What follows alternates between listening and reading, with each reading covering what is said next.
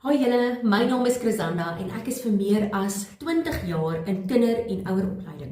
En een van die grootste uitdagings en frustrasies wat daar is daardie hoeveel keer moet ek praat, daai hande in die hare vir jou as ouer wat al moeg gepraat is.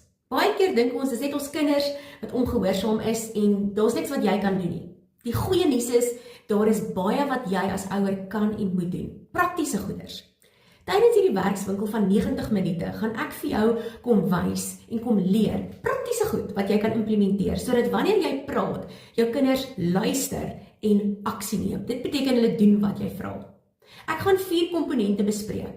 En die eerste ene is autoriteit. Jy as ouer moet verstaan, wat is autoriteit en dalk het jy al jou gesag oor die jare verloor in die goed wat jy gesê het en hoe jy opgetree het, en jy is nie bewus daarvan nie. Jy het jou gesag dalk al weggegee, en hoe kry jy dit terug?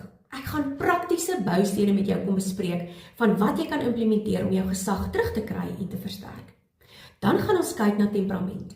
Ons gaan kyk wat se tipe temperamente is daar en hoe praat jy met verskillende temperamentkinders? Want kinders hoor nie dieselfde nie. Hulle neem die inligting dieselfde in nie. Party kinders het byvoorbeeld nodig dat jy aan hulle vat wanneer jy met hulle praat. Hulle het dalk nodig dat jy hulle terugsê dit wat jy vir hulle nou net gesê het, om seker te maak hulle het gehoor en ingeneem en hulle verstaan dit reg. Dan gaan ons kyk na huisreëls. Huisreëls is so belangrik. Huisreëls wat op teen 'n muur is waar almal dit kan sien en verstaan en dit eenvoudig is.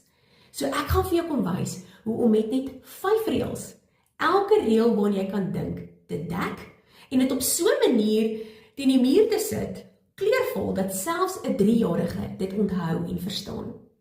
Laastens gaan ons kyk na hoe lyk 'n goeie opdrag? Wat is die eienskappe van 'n goeie opdrag? Baie keer gee ons 'n opdrag en ons besef nie dat die manier hoe ons dit gee is heeltemal verkeerd nie. Kom ek gee 'n voorbeeld.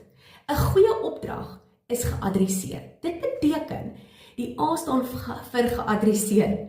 Dit beteken amper soos daai signed, sealed and delivered. Jy moet jou kind se naam sê.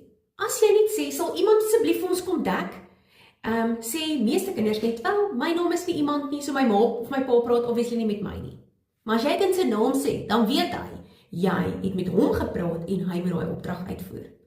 Nou ek weet hierdie 90 minute gaan jou lewe kom verander. Ja, dit klink soos 'n cliché, maar dit is nie.